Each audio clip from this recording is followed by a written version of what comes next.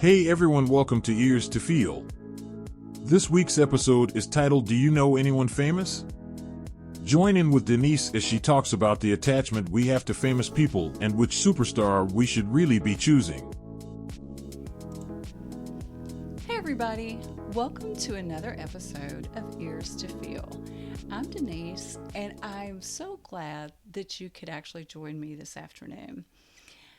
I was thinking today as I was scrolling through social media for a few minutes, and it really became clear to me how many people really are interested in elevation or being elevated by someone else or through the association of someone else. I mean, it's how many people really want and would love to meet or be friends with, or at least known by, somebody famous or a legendary person. I mean, that's their dream. That's what they think about when they join the fan pages of celebrities and go to the concerts, right?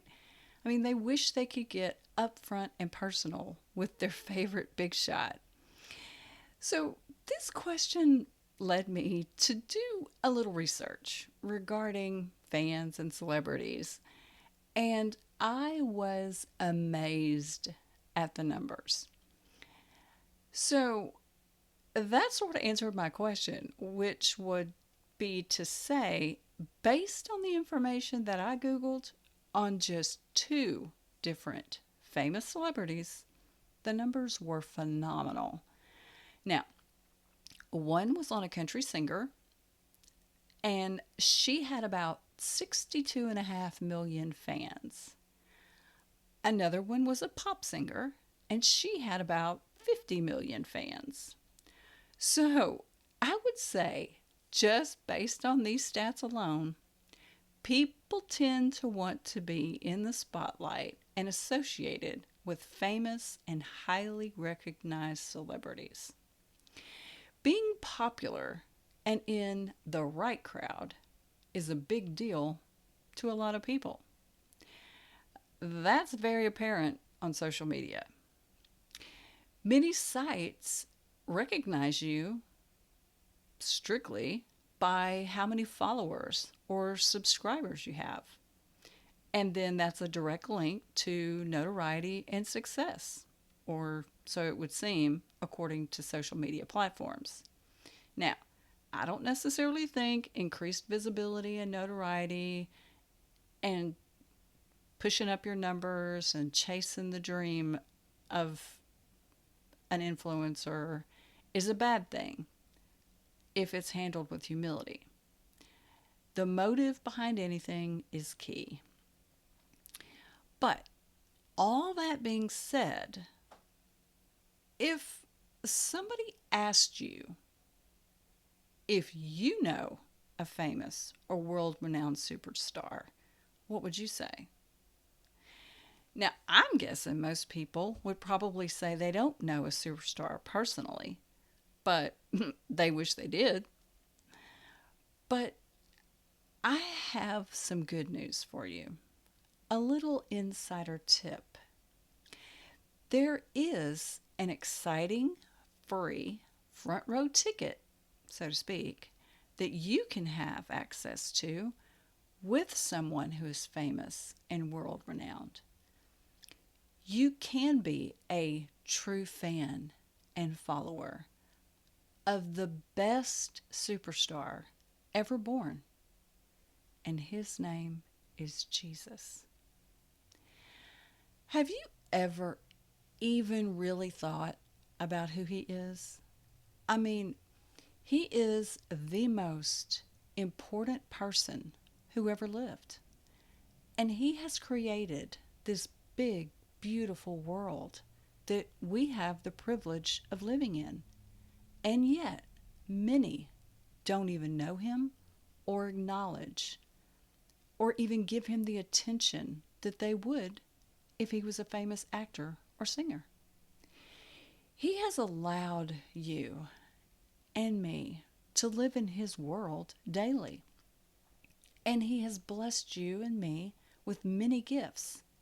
And yet, He so often goes unnoticed by many people. So, let me ask you this. How would you feel to have a home that you let someone live in your world, and you offered protection to them, but they didn't even care to know who you were or ever even try to reach out to you? Now, I think some people would feel rejection and a little disrespected. But Jesus, He's just watching and waiting for us to say, "Oh, hey, Lord, I really appreciate all you do, and I'm so grateful." He is the creator of the world and our landlord, so to speak. So for us to say, "Hi, Lord, thank you for allowing me to live another day in this world you have created and in this home you have given me and with the protection you offer," it's the least we can do and should do to say thank you and offer some gratitude and recognition to Him. If we could envision Jesus as a real person who lived and died for us, instead of some fairy tale story that your grandma may have told you, then I think it would be easier for many people to actually believe in Him. I mean, putting Him in real life perspective, like a best friend.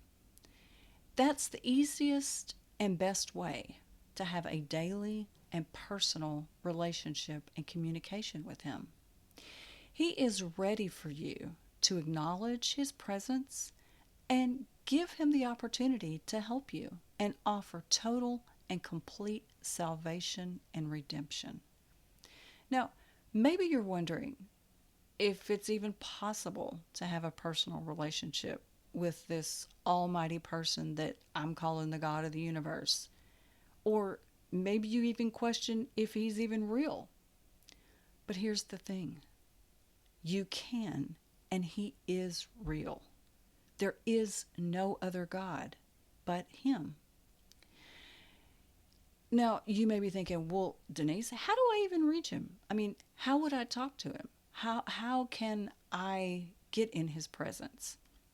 I mean, it's not like I can text Him or call Him and say, "Oh, hey, God, if you're not too busy, can we talk?"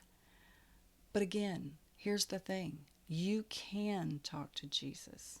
Jesus is real, and He's available. Maybe not through texting or phone calls, but He is available through prayer and in His written words of the Bible.